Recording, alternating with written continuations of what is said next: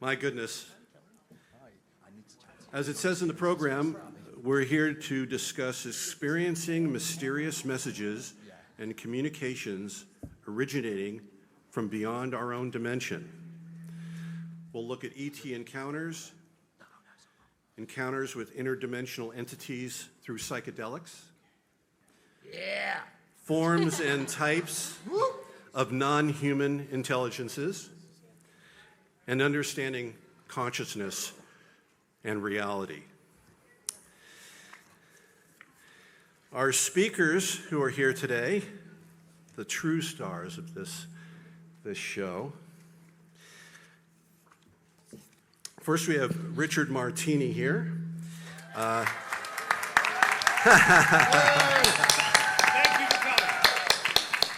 He is a filmmaker, director, producer, screenwriter, journalist. His film credentials in both movies and docs are far too many to mention here, but I invite you to check that out online on IMDb. But his filmography includes Flipside, A Journey into the Afterlife, Hacking the Afterlife, and I wanted to include also Journey into Tibet, which will show you the depth of this man. Unusual.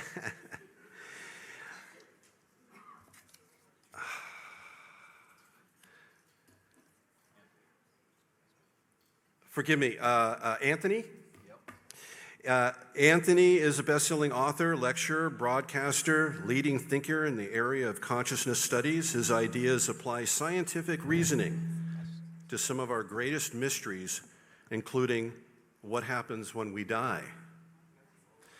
His books include The Hidden Universe, an investigation into non-human intelligences, Immortal Mind, Science and Continuity of Consciousness Beyond the Brain, which he co-authored with Professor Ervin Laszlo, and Opening the Doors of Perception.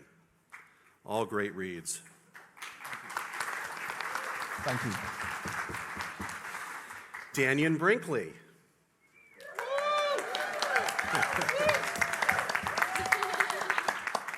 Dannion Brinkley is the author of the New York Times and international bestsellers Saved by the Light, Secrets of the Light, and At Peace in the Light. His books, tours, and lectures have transformed consciousness of people across the world for over 3 decades.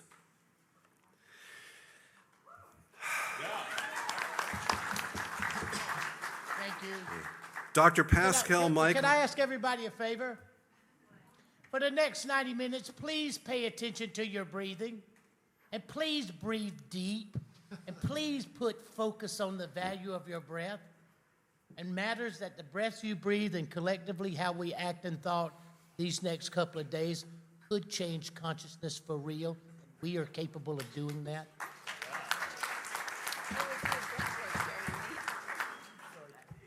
That's okay, please. We need more of that. More breathing, of course. Then we have Dr. Pascal Michael. He is a neuroscientist and a clinical mental health scientist, and has done extensive research into the mystical human experiences, near-death experiences. His research and interests have also expanded to survival, ufology, entity encounters, and his focus on neuroscience and clinical psychology.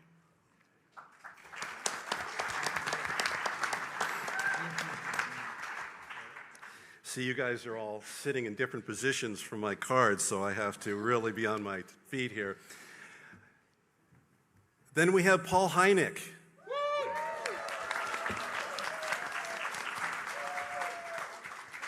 Paul is a movie producer and a special effects artist, worked behind the scenes on movies such as Avatar, Lord of the Rings, Planet of the Apes, Tintin, and worked as a consultant on the dramatic series on History Channel, Project Blue Book, about his father. Of course, Paul is the son of the famous J. Allen Hynek from Project Blue Book.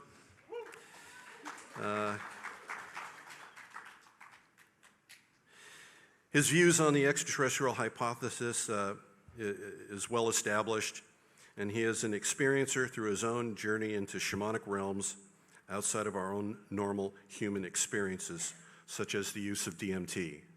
Is that accurate? You bet. Okay.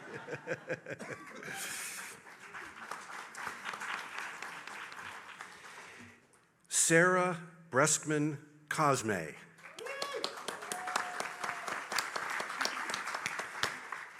Sarah is a quantum healing hypnosis practitioner, a master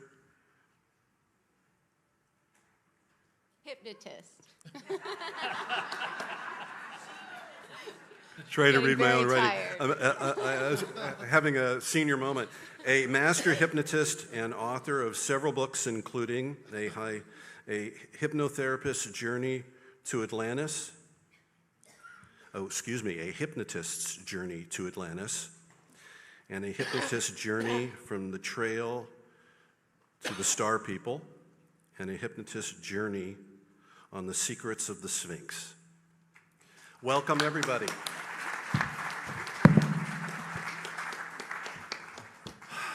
Where to begin to get to the bottom of all this? I don't think we could ever get to the bottom of all of this, nor would we wish to. But I think someone disagrees. That's the truth embargo. I think one of the places that would be interesting to start is to touch on how we all find ourselves with a focus on these topics. Topics of interdimensional beings through the use of psychedelics, extraterrestrial contact, near-death experiences. So I think perhaps we'll begin with Richard Martini, and perhaps you could tell us how you started researching these topics. First, I'd like to thank everybody for being here today. What a wonderful day we're having. What a wonderful place. And what a treat for me to be on this panel. It's a great question for me because Rich, what are you doing up here? In my case, I'm a filmmaker, as mentioned, but about a number of years ago, about 30 years ago, a very close friend of mine passed away in my arms. And then I started having visitations from her. And at first I thought, wow, how can that be? I must be imagining it. And then I realized other people were seeing her. People were seeing her at an earlier age than I knew her. So it was like new information. And at some point I thought, why am I resisting this? My friend is coming to visit me. Why? How? Where is she? And so at some point I was in Manhattan, was working on a talk show with Charles Grodin. And I had an out-of-body experience where I flew into deep space. Just like the movie Contact, when Ellie Arroway goes through that wormhole and then suddenly finds herself in another place. This was before that movie came out. So when I saw the movie, I was like, wow, that happened to me. When I got through this wormhole, I was in another universe, the only way to put it, because everything was moving in a different direction. And I stopped and I saw her. And she had her eyes closed, and she opened her eyes and said, in my head, no lips were moving, because, in dreams, lips don't move. But in my head, she said, you were looking for me. Here I am. And at that moment, some nut outside my window in Manhattan honked a truck horn, and I was suddenly zipped back to Manhattan. But it was as if I was like a rubber band, pulled the back way. And I saw Manhattan coming up at me with like the powers of 10. Suddenly I was in the city, in my bed, sitting up going, what the heck was that? And that was all before the guy took his hand off the horn. So I was aware that there was a time element to what had just happened to me. And so when the movie Contact happens and Ellie Arroway says, she's gone, she seems 17 hours are missing on the tape, whatever it is, 27 hours. But it only took 2 minutes in our time. That happened to me. So I decided I have to investigate this. I started a film called Flipside documentary. I started interviewing people under hypnosis, like Sarah has been doing, dedicated, film people 4 to 6 hour sessions. And during those sessions, I'm not asking questions, I'm just filming. During those sessions, people were communicating, not only with loved ones, but also people they'd never met before. And sometimes counsels. And people would have wise guides that would talk to them about their journey and their life and about the whole process. It was a fascinating look into this work.